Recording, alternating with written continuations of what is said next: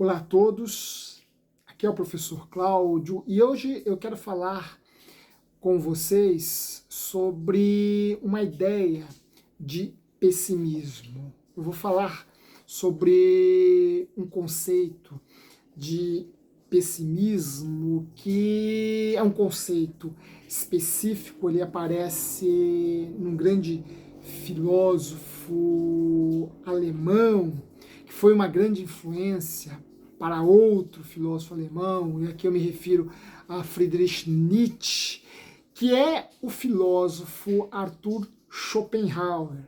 Arthur Schopenhauer é considerado um filósofo pessimista, filósofo que tinha uma concepção do mundo, da vida, bastante negativa. Mas este pessimismo de Schopenhauer tem alguns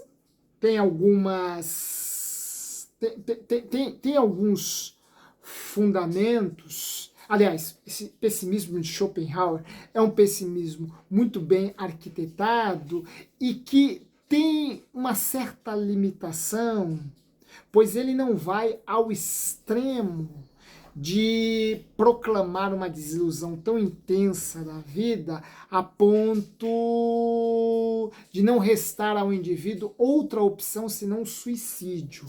Ora, embora seja um pensador pessimista, embora possua uma filosofia de vida bastante pessimista, Schopenhauer não vai ao extremo da recomendação ao suicídio. Pelo contrário, ele vai desencorajar, desestimular, sobretudo seus alunos, aqueles que assistiam suas aulas, que não era um número tão grande assim, né? As aulas de Schopenhauer eram aulas extremamente, as salas de Schopenhauer eram salas extremamente esvaziadas, né? Tinham lá 3, 4 alunos, diferentemente da sala de um contemporâneo seu, naquele contexto considerado o maior pensador do mundo, por assim dizer, não apenas alemão, mas do mundo. E eu me refiro aqui a Hegel, que tinha suas salas esbarrotadas. As salas de Hegel costumavam receber uma média de 200 alunos, né? Algo extremamente apoteótico para os padrões da época, né? Schopenhauer, ao contrário, tinha salas extremamente esvaziadas, tanto é que ele se frustra com a vida acadêmica, abandona a vida acadêmica, sai de Berlim, vai para Frankfurt e lá termina a sua vida. Schopenhauer, embora seja considerado um filósofo pessimista, ele desaconselhava o suicídio aos seus alunos, pelas razões que eu irei apresentar, pelas razões que eu irei abordar. Mas vejam, de que forma, sobre quais fundamentos a concepção pessimista de mundo de Schopenhauer se alicerça, se fundamenta? Primeiramente, o fundamento de que a dor, o sofrimento é universal. Vejam, esta premissa, este argumento, esta proposição é uma proposição fundamental na filosofia schopenhaueriana. Para Schopenhauer, o sofrimento, a dor humana é universal. Porque em todos os tempos, em todos os lugares, os homens experimentaram a dor, os homens padeceram a dor, os homens sofreram. Schopenhauer parte do pressuposto de que o sofrimento é uma experiência universal, diferentemente da felicidade. Esta, ao contrário da dor, não passa de uma quimera. Para Schopenhauer, a felicidade é uma mera ilusão, é um desejo vão, é uma busca insana, é uma busca ensandecida. Por quê? Porque a felicidade é uma quimera. Não vemos homens felizes, mulheres felizes. Vemos justamente o contrário. Em todos os lugares por onde formos, o que veremos são homens e mulheres infelizes. São homens e mulheres sofrendo, experimentando a sua dor, em maior ou menor medida. Portanto, a dor é universal. Ora, se a dor é universal, todos os homens dela participam, todos os homens sofrem-na. Daqui nós podemos concluir um outro pressuposto, um outro fundamento extremamente caro à filosofia de Schopenhauer, é que a dor ou o sofrimento de algum modo nos une. Nós estamos unidos a esta experiência, porque todos nós a vivenciamos. Se a dor é universal, ela afeta todos os homens, todos nós estamos, de alguma forma, unidos, ligados por essa essência. Agora, se a dor, o sofrimento é universal, como devemos nos relacionar com isto? Como devemos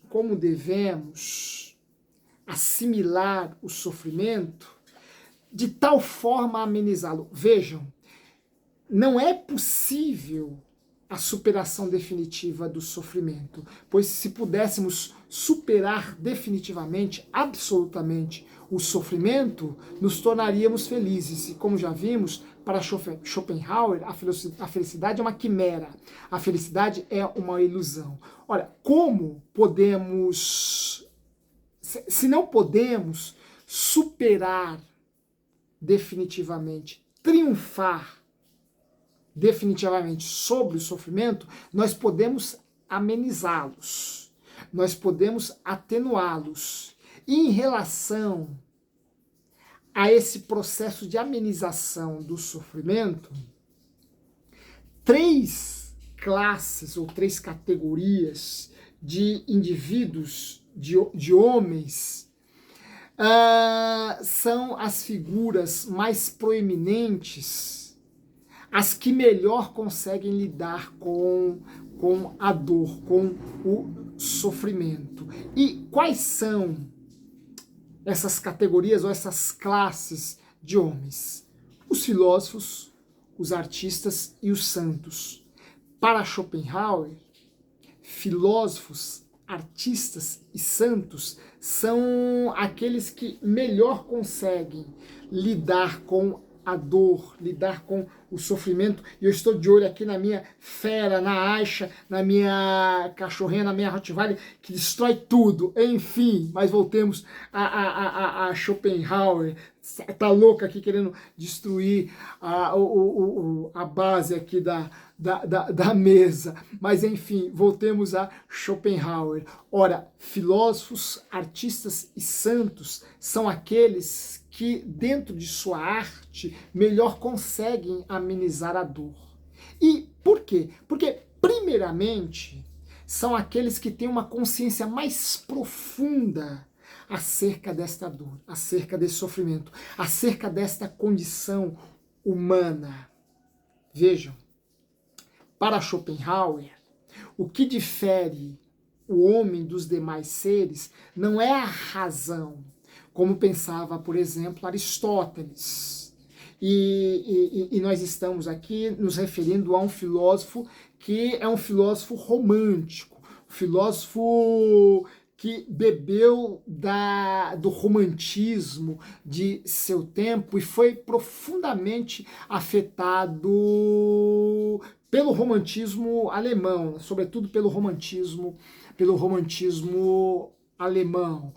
Ora, Schopenhauer enquanto romântico, é crítico desta racionalidade aristotélica, de uma racionalidade mais recente em relação ao seu tempo histórico, né, que é a racionalidade iluminista. Schopenhauer, como um bom romântico que era, tinha certas reservas em relação à racionalidade. E, diferentemente de Aristóteles, ele irá afirmar que o que difere o homem dos demais seres não é a razão, mas sim a consciência.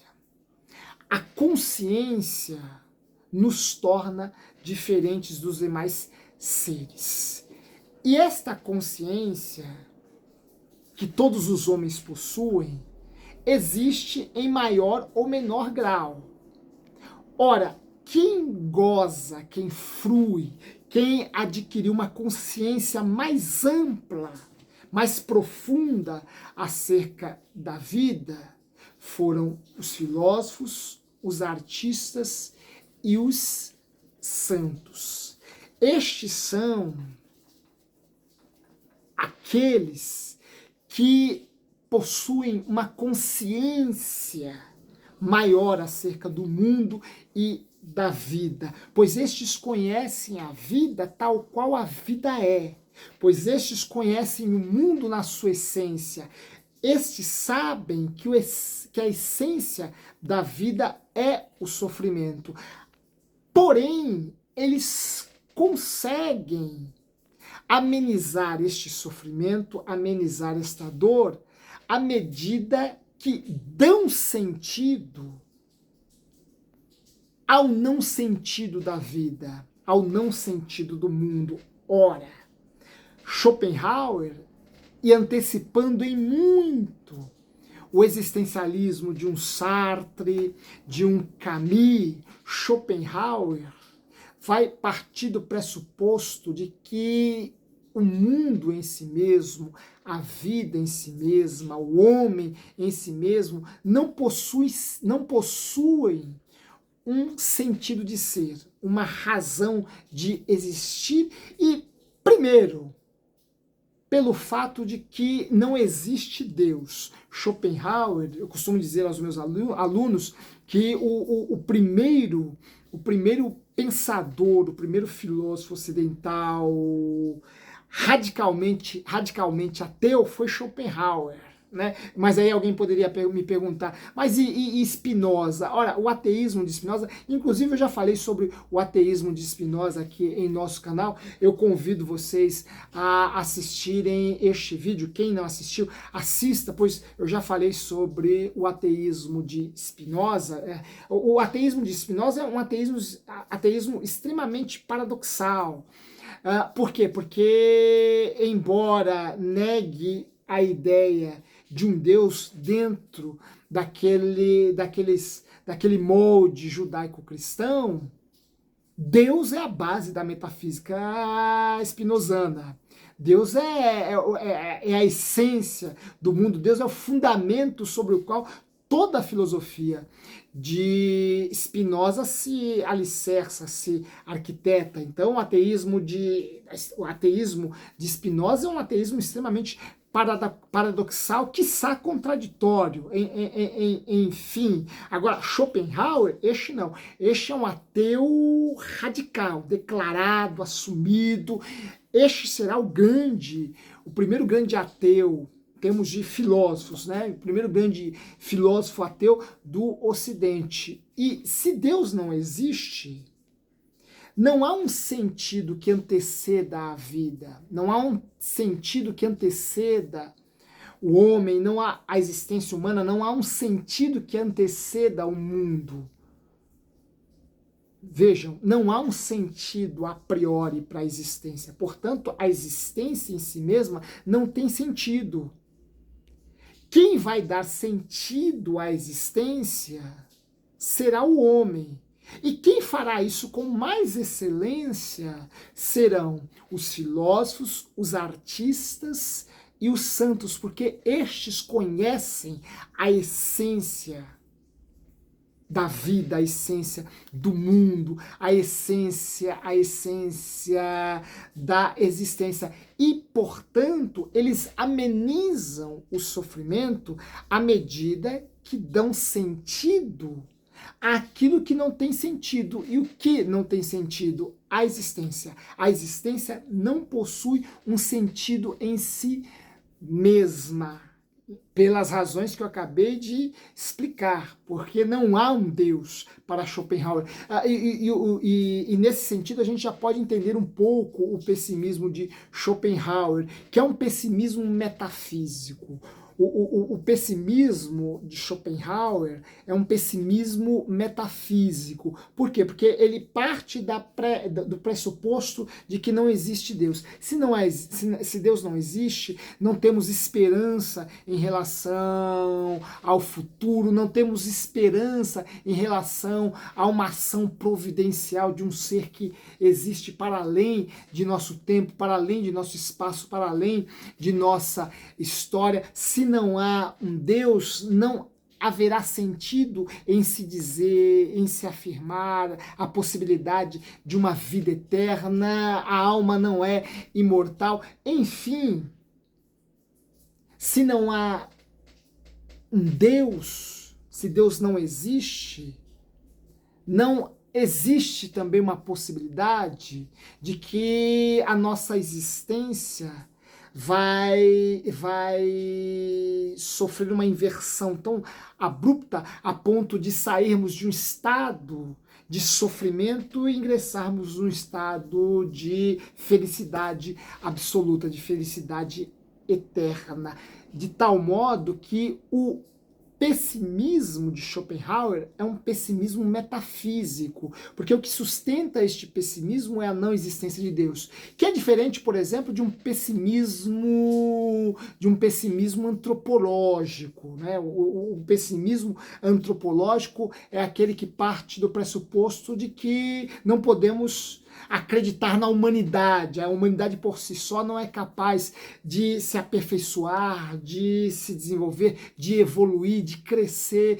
de atingir a perfeição, né? O pessimismo antropológico é aquele que afirma as limitações humanas que não permitem por si só alcançar um estado maior de perfeição, né? O pessimismo antropológico é o pessimismo de um Blaise Pascal.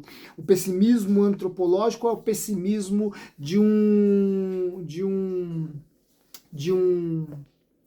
espanhol como Calderón de la Barca, né? De um Garcian, né, e esses espanhóis, né, Garcian, Calderón, Garcian, são autores espanhóis que Schopenhauer lia muito, né? Aliás, um homem culto de seu tempo lia os literatos espanhóis, né? Então, diferentemente do pessimismo antropológico, de um Pascal, de um Garcian, de um Calderón, o pessimismo do nosso companheiro de viagem aqui nessa ocasião, Schopenhauer, é um pessimismo metafísico, porque ele parte do pressuposto de que o sofrimento é a essência da vida e não existe um ser transcendental capaz de reverter isso, de mudar isso, de romper com isso. Porém, existem certas figuras que conseguem amenizar este pessimismo, essa concepção negativa da vida, essa concepção mais sombria acerca da existência, que são, repito, os filósofos, os artistas e os santos, porque estes conseguem dar sentido ao não sentido da existência e, sobretudo, os santos. Os santos, para Schopenhauer, os santos na filosofia de Schopenhauer adquirem um papel todo especial. Por quê? Porque os santos possuem um estilo de vida que é um estilo de vida, diríamos, sábio, pois os santos são ascéticos. E como figuras ascéticas, eles não se dão aos prazeres, sobretudo aos prazeres sexuais. Portanto, eles optam pelo celibatário. E ao optarem pelo celibatário, os santos não contribuem para a renovação do sofrimento. Por quê? Porque se não casam, não procriam. Se não procriam, não trazem à existência outros homens. E se não trazem à existência outros homens e mulheres, estes santos não renovam o sofrimento. Por quê? Porque se trouxessem à existência outros homens e mulheres, estes outros homens e estas outras mulheres sofreriam. E por não procriarem, os santos não renovam o sofrimento da existência humana. E Schopenhauer se inspira aqui em Calderón de la Barca para elogiar o asceticismo ascético dos santos, o celibatário dos santos, pois Calderón de la Barca dizia que o maior erro do homem não é nascer, mas fazer nascer. Por quê? Porque, bem, primeiro, o maior erro do homem não é nascer, porque o homem não escolhe nascer. Nascer é um ato contingente, é um ato... o nosso nascimento foi um ato que surgiu, se efetivou a partir de uma vontade alheia, não a nossa, a partir da vontade de nossos pais. Ou às vezes nem a partir da vontade deles, né? Nascemos por conta de um acidente, né? De um descuido paterno e materno, enfim. Agora, se eu não posso considerar o meu nascimento como um erro, porque eu não tenho responsabilidade nenhuma por ele, eu posso errar fazendo nascer. Ou seja, eu posso errar trazendo outras pessoas à existência. Porque se eu trago outras pessoas à existência, repito, eu renovo o sofrimento humano, porque essas outras pessoas também irão sofrer, pois o sofrimento é a essência da existência. Portanto, os santos são, para Schopenhauer, possuem uma consciência mais profunda acerca da realidade. Por quê? Porque são ascéticos. E como seres ascéticos, eles não se casam, e ao não se casar, não procriam, e ao não procriar, não renovam o sofrimento humano. E segundo, eles adquirem um papel especial na filosofia de Schopenhauer porque eles cultivam a beatitude. Eles cultivam, aliás, eles cultivam a maior virtude beatífica, que é a compaixão.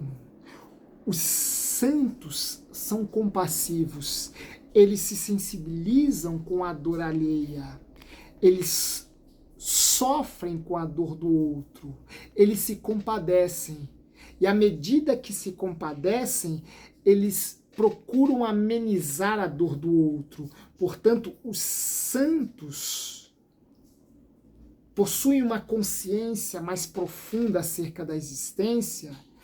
Por quê? Porque, primeiro, são compassivos, eles têm compaixão pela dor alheia, e por isso procuram amenizar a dor do outro ou dos outros por meio da piedade, por meio da caridade, por meio da bondade. E, em segundo lugar, por quê? Porque eles não renovam o sofrimento. Ou seja, eles não procriam, não trazem à existência outros seres humanos que fatalmente irão sofrer. Mas, Se, por um lado, Schopenhauer tece esse elogio àqueles que não procriam, pois não renovam o sofrimento, por outro lado, ele impõe termos à ideia do suicídio. Por quê? Porque o suicídio não ameniza o sofrimento. O suicídio não erradica o sofrimento do mundo, o sofrimento da existência. Ora, o suicídio não tira o sofrimento do mundo. Pelo contrário, ele pode inclusive acentuar este sofrimento. Ele pode acentuar este sofrimento fazendo sofrer, por exemplo, a mãe ou o pai daquele que se matou, daquele que tirou a sua própria vida. Ora, o pai e a mãe irão prantear a morte do filho suicida, do filho que tirou a própria vida. E esse ato, o ato do suicídio, não ameniza em nada o sofrimento da humanidade. Pelo contrário, nós sofremos ao saber que alguém se matou. Dói em nós, é triste, é melancólico saber disso. Portanto, Schopenhauer não aconselha o suicídio. Pelo contrário, ele adverte acerca da sua ingenuidade, da sua inocência, do seu efeito contrário, né? E lembremos-nos, né? Já disse aqui que Schopenhauer é um filósofo romântico, né? E essa ideia do suicídio é uma ideia que está muito presente no romantismo, sobretudo no romantismo alemão. Lembremos-nos, por exemplo, dos sofrimentos do jovem Werther, de Goethe, né, que é uma obra que desencadeou suicídios em série na Alemanha, né, entre jovens românticos influenciados pelo jovem Werther, né? Então, a ideia do suicídio é uma ideia que está muito presente no pensamento e na estética românticos. Porém, Schopenhauer o desaconselha. E o desaconselha por quê? Porque o suicídio não ameniza a dor da humanidade, não ameniza, não erradica o sofrimento do mundo.